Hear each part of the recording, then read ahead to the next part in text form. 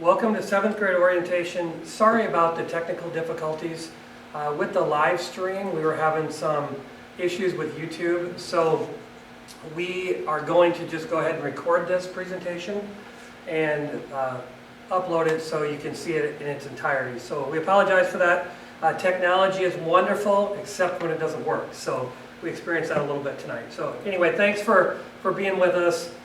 We have several things that we'd like to go over at this orientation. And first of all, I've been fielding a few calls and emails just with questions about, students haven't been in school since March, and my 7th grader is maybe nervous about coming to school and navigating a new building and things like that. So please know that we have built some extra time into our first day. Basically we have class meetings, and I've even built some extra time into the 7th grade for their meeting to go over some of the things that we discuss at orientation and answer any questions and just make sure that our 7th graders are comfortable. So parents and 7th graders listening, just know that that first day we'll really work with you, we'll answer your questions, we'll make sure the students get from class to class. So in the meantime, don't worry about that. That's our job to make sure that that's a smooth transition. Basically, I want to start with the first slide. COVID-19, as I just mentioned, students haven't been in school since last March, so a lot has changed. We've had teachers here for the past several days going through all the different return to learn plan, mitigation strategies, and different things that are in place. So a couple things I want to mention. Our return to learn plan is out on our website if you want to go ahead and look at it. But I am going to highlight a few things that our students need to know, and even parents sending your student to school. First of all, we are requiring face masks. Our teachers have been in face masks the whole time. They've been on workshop days. So that's becoming a norm. So we'll work with students on that. So we have plans to get them outside and get a break from those face masks and things like that. But they are going to be required inside the building. We're not going to have visitors in the building to start the school year. We have signage that will be posted tomorrow, great big signage with different types of reminders and different things related to COVID-19. We have hand sanitizer stations placed outside of all rooms where we want students to use that when they enter and exit. So teachers will be standing there making sure that we really sanitize. We've obviously I handed out an enhanced cleaning schedule to our teachers so they know what's being cleaned and how they can help aid in that process with our custodians. And we will not be using lockers. So normally we're trying to train our students not to bring backpacks into class and to leave them in their lockers. Well, because of all the touching of surfaces and the cleaning, we are going to let students, at least to start the school year, carry their book bags. And nowadays, there's not a lot of books. With being one-to-one, there's not a lot that they're going to have to carry. So we are allowing book bags to start the year. Students will just store them underneath their chair, under their desk, so that we don't have people tripping over them. So that's another thing that is different. And then our water fountains will be off. The water filling stations will be on. So we want students to bring water bottles to school to fill up throughout the day. We have a whole bunch of cups that we ordered in the office, so if students would forget their water bottle, they can just come up to the office and get a cup. We know it's going to be hot to start the year as well. So that's one thing. And then we have lots of different things for lunch with spreading our students out and using prepackaged different things for lunch. And there's a whole lot of things that we're going to use the outdoor courtyard and just some of those things to keep things safe. So those are some things with COVID-19 that the students will see directly when they come into the building on Wednesday. We do run a block schedule. So we have an A-B block schedule, about 80 minutes per block. We have a seminar in the middle of the day, except on Wednesdays. And then we have a skinny for about 40 minutes at the end of each day. And so that's really the equivalent of a block. So that's what our schedule looks like. Ms. Downs is here tonight. She's going to go over some scheduling things here in a little while. And normally with our live stream, we were going to have the possibility for you to ask questions of us, and we would answer them on the live stream. But since that is not working on the YouTube side, please email me, call me if you have questions, call Mrs. Downs. We're here to help you. So we want to make sure any questions get answered if you have them. Even after watching this presentation, if something pops up, please let us know. Lunch will be later. That's a pretty big difference between junior high and elementary. As you know, we start serving in the cafeteria at like 10:55, and all of our elementary goes through, and then junior high and then high school. So our lunch is later in the day for junior high. It starts at 12:15 and goes to 12:40. So that's a transition. So it's important that students eat breakfast in the morning because they do have a long wait until lunch. And then we have a la carte. So in 7th grade, students can go to our window for a la carte and choose different options depending on the day. It is going to be a little bit more limited this year because of COVID, but there will be a variety to choose from for that. And then the other thing with 7th grade is school activities. So students have the opportunity to get involved with lots of different things, and we'll talk a little bit more about that later, whether it's sports or the play or whatever it may be. So there'll be a lot of opportunities to be involved there. The next slide is Chromebooks. So our tech department asked me to share some different things with the Chromebooks.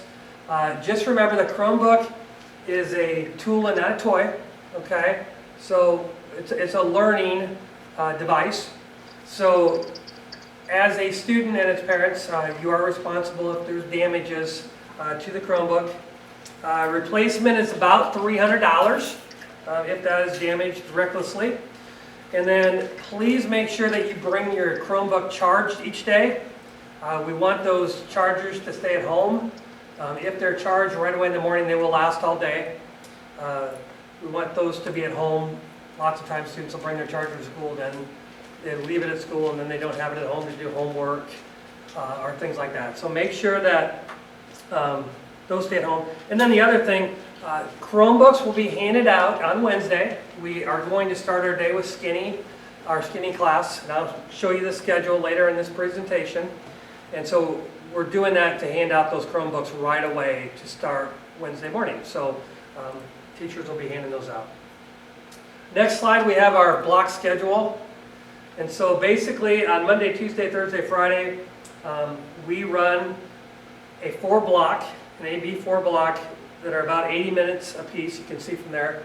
And we have a seminar on those 4 days, which meets in the middle of the day. And during that seminar time, that's where teachers check in with students on grades.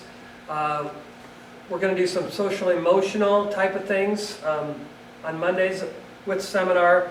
And then we also have our meetings at that time. So student council would meet during that time. There's lots of different, Mr. Bruns might pull a group together for an FFA meeting.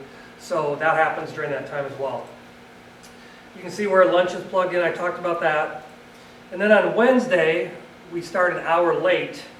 And notice on that part of the schedule, we don't have seminar. So we run block 1, 2, 3, lunches, normal time. And then we run block 4, followed by Skinny. So that's our block schedule, and that's the schedule that all 712 students follow.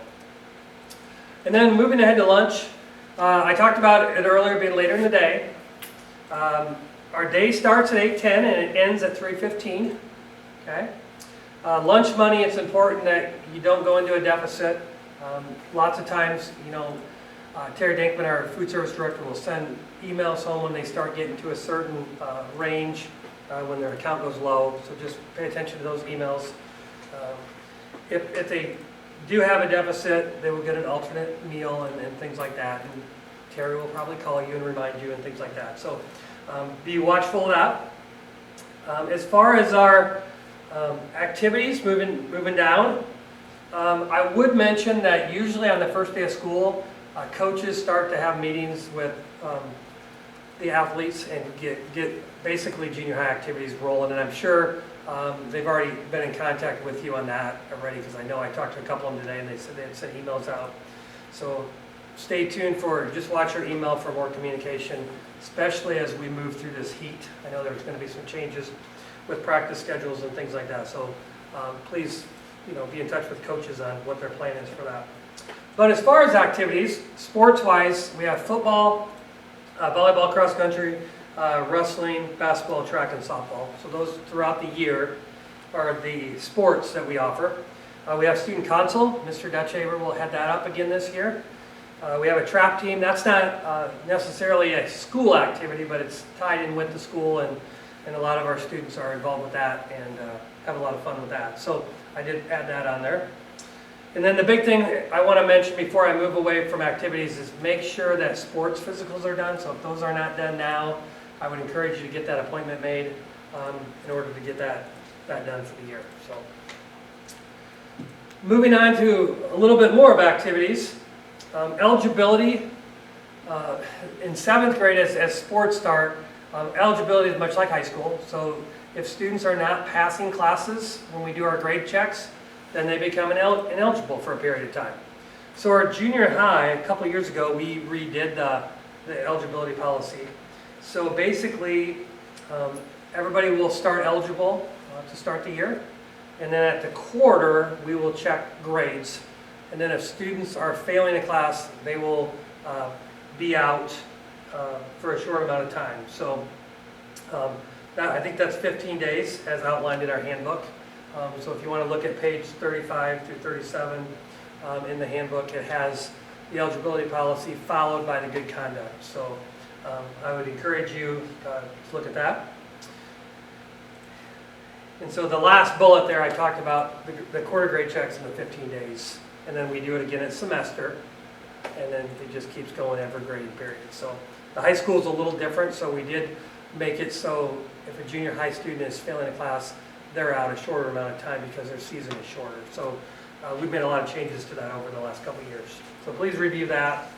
And the big thing is just keep up with grades. The scary part is students that end up on the ineligibility list in junior high, sometimes it follows them to high school. So we want to make sure that we get them off to a really good start in 7th grade and continue that all the way through until they walk across the stage and begin their senior year. Moving to the next slide, parent involvement. As you know, being involved in your child's education, parents, is extremely important. So if anytime you have questions, call the school. We'll partner with you and help you with anything you may have that we can help with. So reach out, please, as needed. Lots of times the issues in junior high come up because they have multiple teachers. Like down in 6th grade, they maybe only had a couple, or in 7th grade, they're going to be going from class to class to class. So that sometimes poses some issues, at least to start the year, until students get acclimated to the new environment. So having that multiple teachers and parents, I would encourage you to reach out to teachers if you have questions, or if you find your son or daughter isn't doing well in the class. Reach out to those teachers and check with them on what you could do or what they could do to help you. So be in that collaboration with them. There's different class structures, different tracks. Students take maybe a different track for math, for example, based on where they're at academically.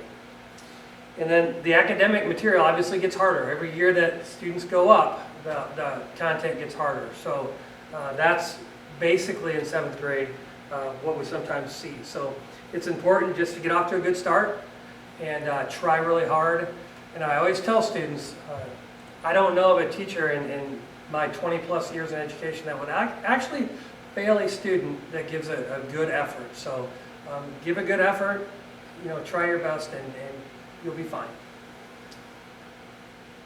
Okay, moving down below, how to help as a parent. First of all, just communicating how important school is.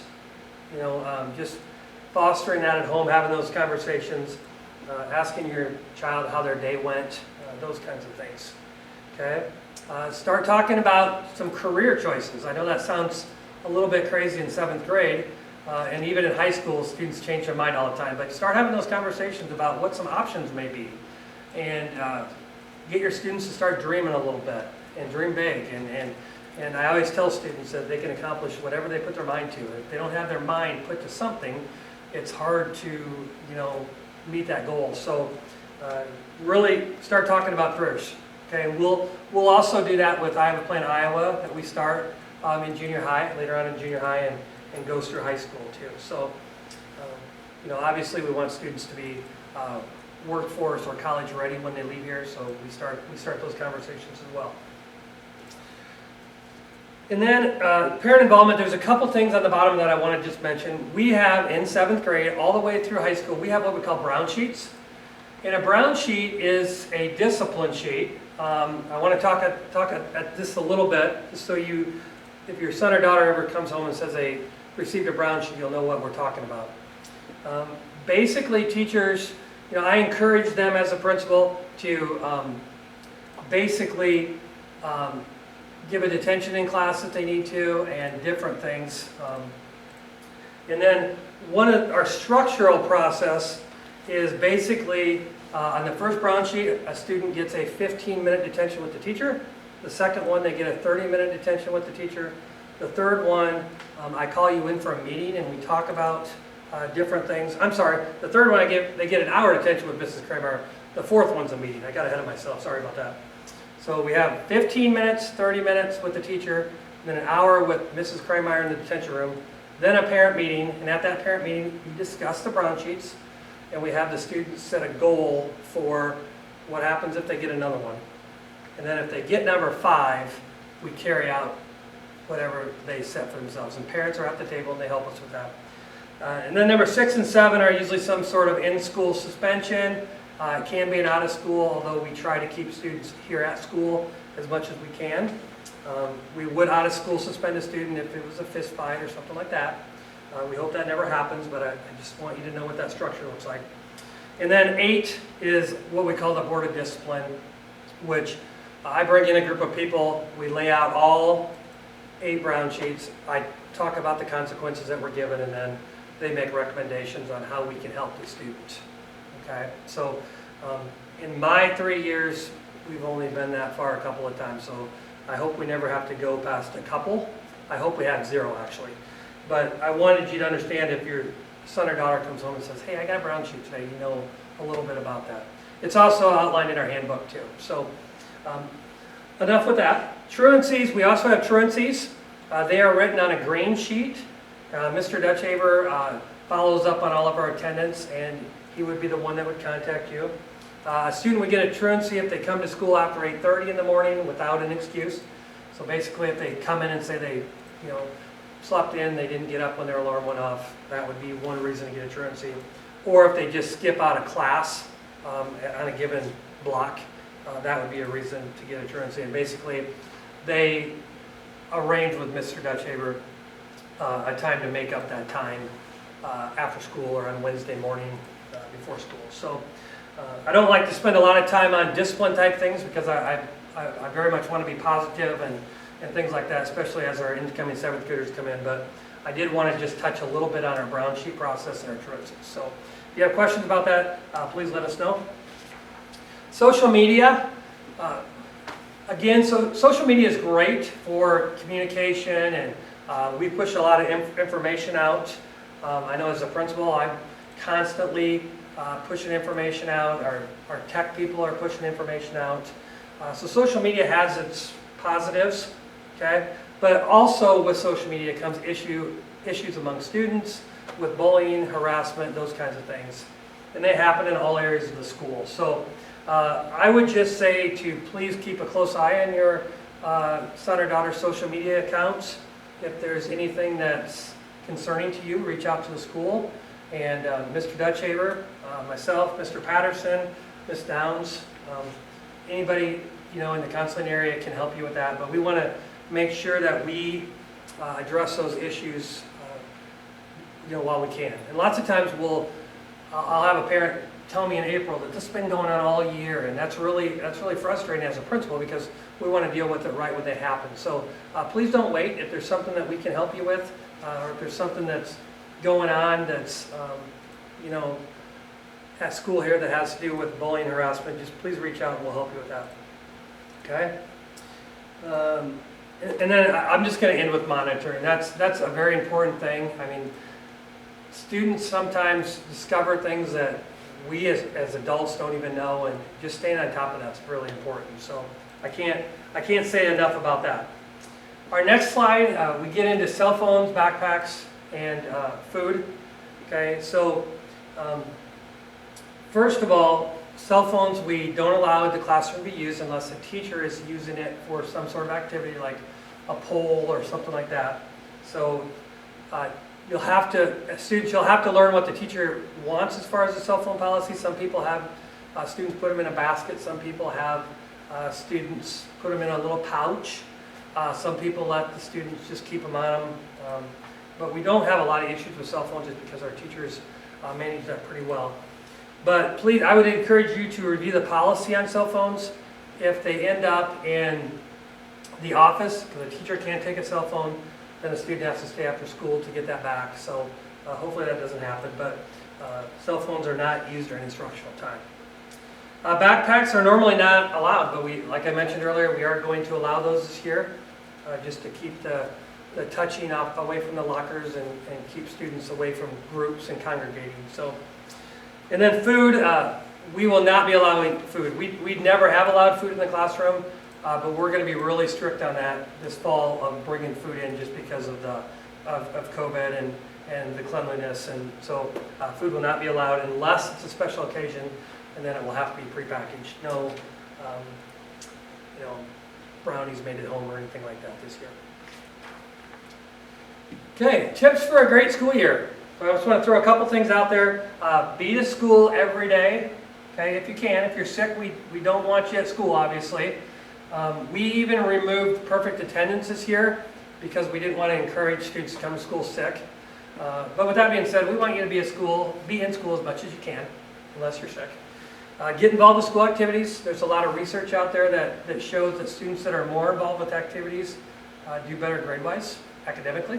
So that's important. Know the school rules. The handbook is online. It's if you go on our website under the junior senior high tab, you'll find the handbook. So please review that. Don't be afraid to ask for help.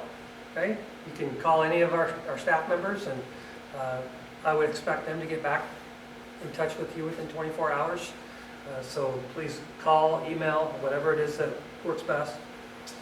Set goals. We talked a little bit about that with careers and start thinking about that, but it's important for all of us, not just our 7th graders, to set goals. So parents, if you can maybe help set some goals and set out to achieve those goals, that's great. Get to know your counselor. You're going to meet her very shortly, Miss Downs. She's in her 2nd year.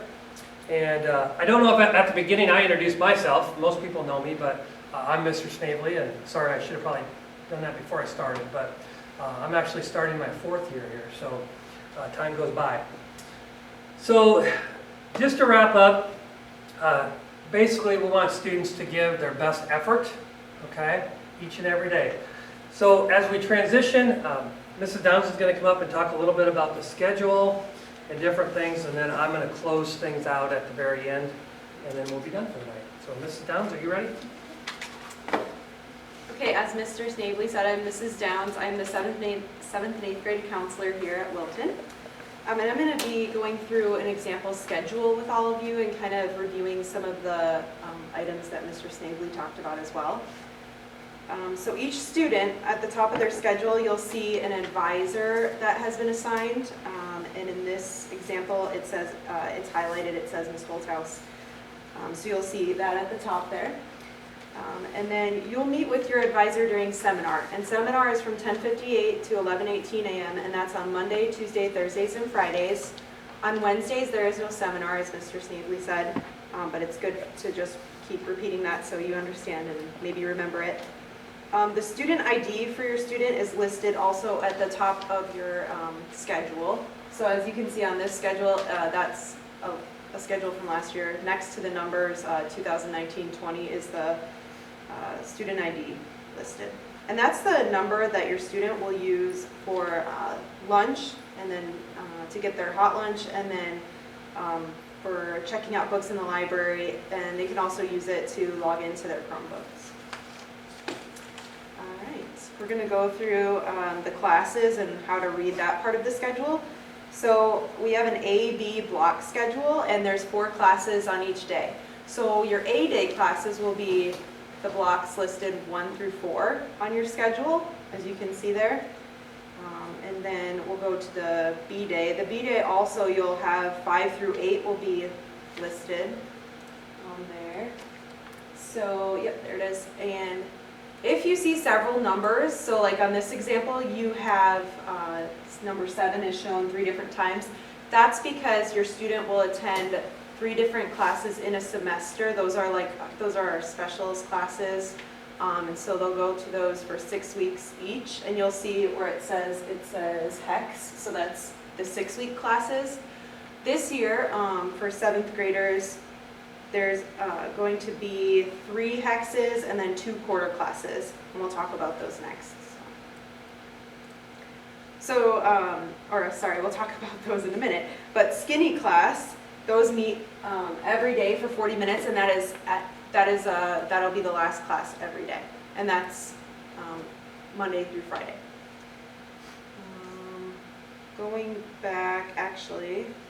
If we want to go back for a second, I want to talk about the number 7 that was listed 3 times.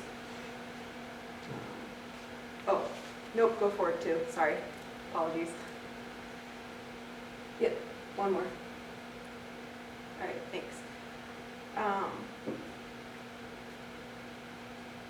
Okay, it's not on there, but I'm gonna go through it really quick. So each class, as Mr. Snavely said, is 80 minutes long. You have 4 minutes in between classes to pass. And then junior high, your lunch is during 3rd block. So you'll go to class first from 11:22 to 12:15, and then your teacher will dismiss you for lunch. And this time you'll leave your backpacks in the classroom. You'll go to lunch, and then you'll come back and finish class.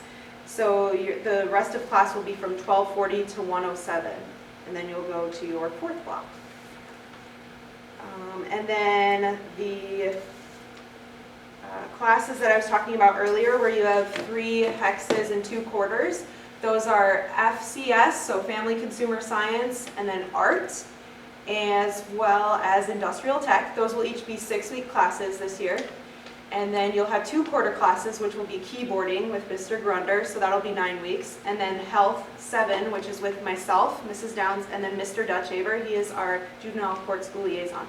And so we will be covering all different topics in those classes, but those will be the quarter classes. So, and that is all I have for you. Let me know if you have any questions. Feel free to email me or call me. My email and number are on the website. Thank you.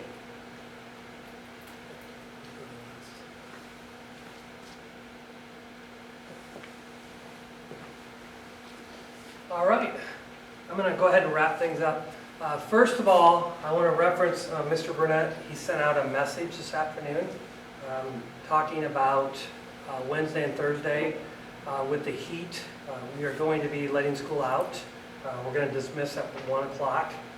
So I also followed up with an email through JMC this afternoon that had our schedule for Wednesday and Thursday. So we are, with the 1 o'clock dismissal, we are going to start with the skinny class, and the reason why is because all the Chromebooks are currently in the teacher of each skinny class. So we're going to start so we can hand those out right away, and we're going to run this schedule for both days. So skinny from 8:10 to 8:50, and then we'll run block 1, block 2, block 4, which are about 40 minutes, and then seminar is very short, from 11:06 to 11:18, and then 3rd block is always the block where we have our lunch, so that has to always stay a normal time length. So we'll have our lunch and 3rd block class, and then we'll release at 1 o'clock because of the heat. So just wanted to put that schedule out there so students know what to do. And then also, I just want to remind you on that first day, I'll be meeting along with the counselors with each grade level, so we'll be calling students out of class to come down. So they'll actually, depending on what class they're in, they'll miss a little bit of one of the blocks on the first day. So I believe 7th grade is like right before seminar, so they're going to miss a little bit of that block 4 class and probably most of seminar. So again, we'll touch upon that on Wednesday. And then just some final announcements to wrap up here. Again, like Mrs. Downs said, please reach out if you have questions. We feel bad that they're not going to be able to answer live through the live stream, but certainly reach out to us and we can help you with anything. I already talked about Chromebooks being handed out when I went over the schedule, so I'm going to glaze over that. Schedules. If you haven't been able to get into JMC and print your student schedule or go over that with them, we'll have those in the office on the first day. So go ahead and check in with Jill in the office, and we can certainly hand those out, and we'll make sure that the students get from class to class. And then I want you to end with just enjoying the new building and new teachers. I know teachers are working really hard.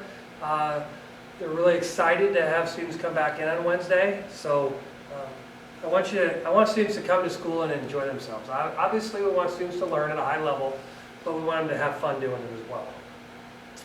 And then I want to thank you for coming. But before I do, as I entered high school a long time ago, my high school principal stood in front of us, and he told us something that I've never forgotten.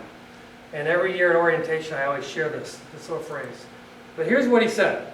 He said, "Be where you're supposed to be, when you're supposed to be there, doing what you're supposed to do."